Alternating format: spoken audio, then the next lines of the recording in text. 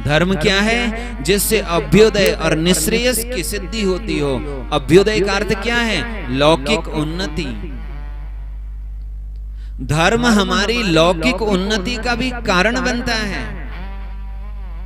ये नहीं सोचना कि यहां बैठ करके यदि आप धर्म कर्म कर रहे हो तो इससे मुझे क्या मिलेगा। इससे बहुत कुछ मिलेगा। इससे लौकिक उन्नति भी होगी, और जब तक जीवन रहेगा तब तक लौकिक उन्नतियों के साथ जियोगे, और जब इस संसार से जाओगे तो मुक्तिर्भवति, तो मुक्त हो जाओगे, संसार के बंधन से मुक्त हो जाओगे। तो अभ्युदय भी और मोक्ष भी देने वाले उस पवित्र पुराण की कथा आप हमें सुनाइए। नैवं तृप्तिं व्रजामोद्य सुधा पाने अमरा यथा। ये शौनक आदि ऋषि रोज कथा सुन रहे हैं, रोज कथा सुन रहे हैं शौनक आदि ऋषि, और रोज श्री सूत जी महाराज कथा सुना रहे हैं। कुछ लोग बोलते हैं महाराज आजकल कथाएं बहुत हो रही।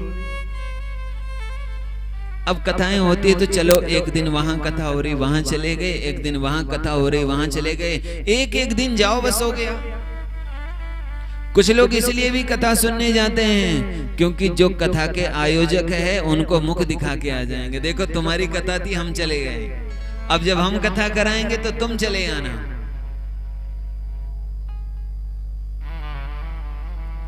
जैसे लोग शादी ब्याह में जाते हैं, हम आए थे, मुंह दिखा करके आ जाते हैं, भाई जब हमारे परिवार में शादी हो तो तुम भी आ जाना।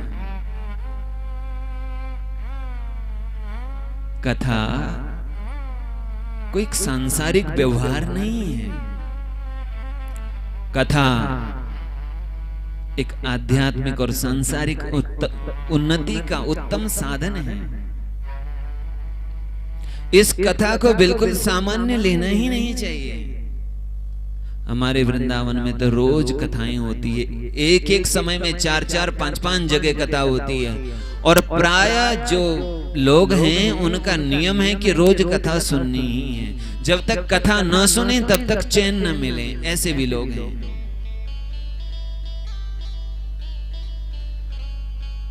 निद्रया रीयते नक्तम व्यवायेन चवावय। अरे समय तो जा ही रहा है, जीवन तो बीता ही जा रहा है।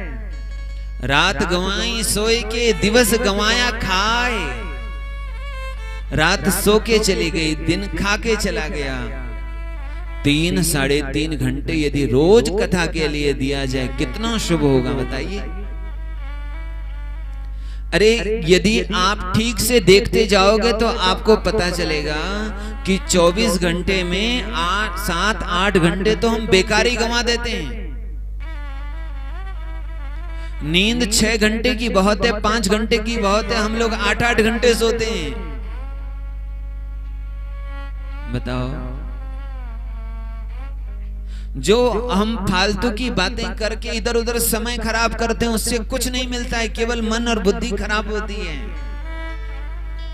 यदि उस समय को बचाया जाए और भगवान की कथा सुनी जाए तो याद रखिए हमारे जीवन में संताप कभी नहीं रहेगा, हमारे जीवन में व्यथा कभी नहीं रहेगी। आग में हाथ रखे हुए हैं और बोल रहे हैं हमें तो जल रहे हैं, हमारा हाथ जल रहा है। हाथ इसीलिए जल रहा है कि तुमने आग में हाथ रखा हुआ है। यदि जलना बंद हो ऐसा चाहते हो तो आग से हाथ निकाल लो। कहे क्योंकि हमने अपना मन उन चीजों में लगा रखा है जहां से दुख मिलता है। मन को वहां से निकालो जहां दुख मिल रहा है, मन को वहां लगाओ जहां से आनंद मिलता है, और वो है भगवान की कथा।